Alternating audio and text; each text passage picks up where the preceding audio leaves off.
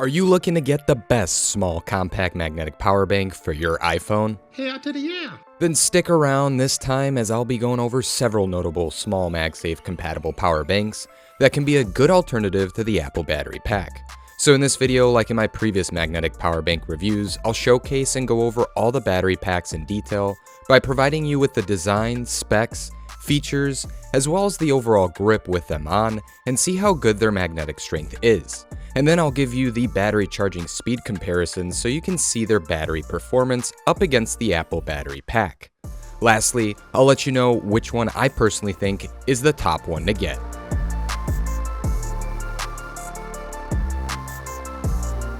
Hey guys, and welcome back to Tech Up. So in this video, I'm going to be using my iPhone 14 Pro Max with all these power banks, and if you got a different iPhone, don't worry, as all of these will be compatible with older iPhones, even as old as the iPhone 8. But if you got anything older than an iPhone 12, you'll need one of these magnets to have them magnetically hold in place. But before I dive into this review, some of these do offer a lot of battery capacity for their compact dimensional size, and I bet some of you will say, well, that's thicker than expected. How's that a compact battery pack? But there are slimmer and smaller versions of them, and I'll point them out in this review when I cover those power banks. I just wanted to check some bigger capacity ones out with this smaller form factor.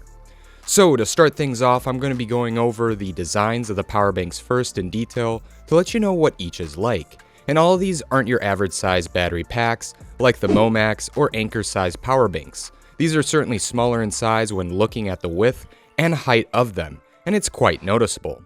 Anyways, they all pack a different design.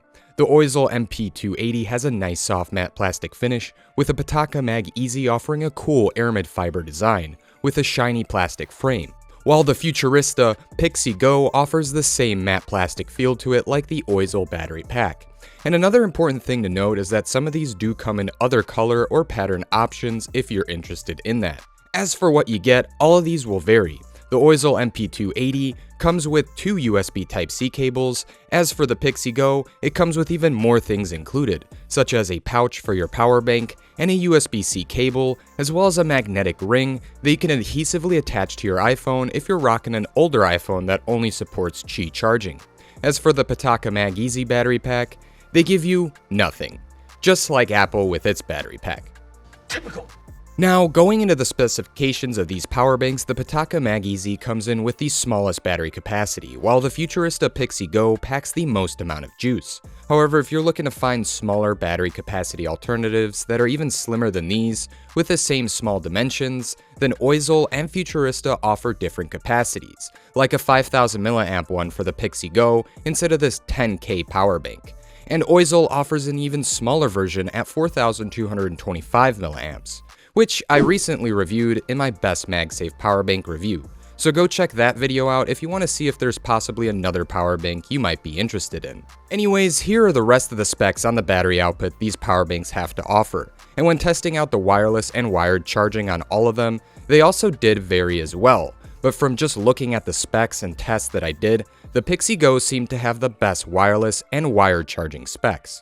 As for the features, there's a lot to cover on all these power banks. All of them offer visual battery indicators located on different parts of the battery pack. Also, not all of them offer a designated power button. Unlike the rest, the Oisle power bank doesn't offer small white battery light indicators, but battery colors on its logo to show at what state the battery is in. As for the ports on them, they all offer USB Type-C ports for charging and output. However, the Oisle packs 2 ports, which is nice if you need to charge 2 other things with it. Now, from all my tests, all of these support pass-through charging, where it charges your iPhone while also charging your power bank. But the power bank that can't charge your iPhone while also charging other devices at the same time with a cable is the Pitaka battery pack. However, the Oisle and Pixy Go were able to do that. Aside from that, all of these power banks were able to charge my iPhone X with a magnetic sticker when using them, so you should have no issues if you got an older iPhone.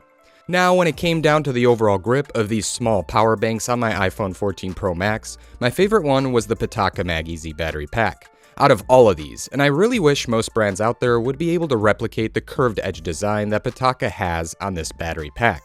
Personally, it offers a comfortable grip, and it's one of the best in my opinion so far on this channel. As for its small size, it's not that noticeable when using it. After that one, the Oisle MP280 came in second. Even though the height of this one is smaller than Pitaka's, it's still decent when gripping it. Considering this one is thicker than the smaller 42-25 mAh one they have, it's still better than most magnetic power banks in terms of grip. As for the Pixy Go, this 10,000 mAh version is personally pretty thick, even though it's more compact than most based on its dimensions. And I gotta say it felt the most uncomfortable when using it. But they do have a 5K option that would definitely be slimmer and better with its grip. Alrighty, enough with the grip, and onto the magnetic strength of these power banks. So when testing them all out with my aramid fiber and leather MagSafe cases, I personally thought all of these performed great after doing all my light shake tests. It looks like none of them came off or moved out of place, which is awesome. These results really demonstrated that they offer pretty strong magnets on the battery packs. However, I highly recommend using a case with them so they hold more securely in place and don't fall off, because using these power banks without a case or with a weak MagSafe case, they won't stay well in place and they will move pretty easily. As for the battery charging speed performance out of all of these magnetic power banks, these were the results I got for all of them. And I also threw in the Apple battery pack just for comparison. So when performing these tests, I started charging my iPhone when it got to 20% and used them to charge it until the battery packs died. And during that time, there was little to no use of me using my iPhone. Now, if I were to actively use it and watch videos off of it, then I wouldn't get these types of charging speeds. But from the looks of it, the slowest power bank to charge was the Oisle MP280, while the Pixy Go was the fastest. On top of that, when it came down to how much heat each power bank produced, the Oisle produced the least amount of heat, while the MagEZ and Pixy Go did get pretty warm when using them. I wouldn't say they got really hot or super hot at any point, but that will differ from person to person. But I didn't think any of these were a hot potato. Overall, all these power banks offer various features and different charging capabilities, and it honestly may be a hard choice in finding out which one to get. Personally, I thought the Pitaka MagEZ battery pack offered the best fit and grip out of any of these with its design. However, the Oisle gave you the best charging features with its 2 USB Type-C ports and being able to charge 3 devices at once. While the Pixy Go, even though it was the thickest but still aiming to be compact for its size, had the best charging speeds out of the whole bunch with the biggest battery. So it all depends on what you're looking for, but I did also notice that the Pitaka and Pixy Go were the ones that did give off a lot of fingerprints, while the Oisle MP280 at times did encounter a long wait time to start charging my iPhone. However, if I were to say which one I would go with out of these 3 power banks that I reviewed, it would be the Pixy Go, considering it offers the best charging speeds and it packs the most battery for its compact size. Personally, the 5K option would be better in terms of grip, but if you want more battery, then you'll have to deal with the thickness. Anyways, at the time of this video, the Pitaka MagEZ is going for $70, while the Oisle MP280 is around that price as well. As for the Futurizta Pixy Go, it's going for a little less, around $60, or if you go with the 5K one, it's $10 cheaper. By the way, I do have links to all of these in the description below, and if you're interested, go ahead and use those links in supporting this channel. Aside from that, if you like this video, smash that like button and hit that subscribe button if you're looking forward to more reviews like this.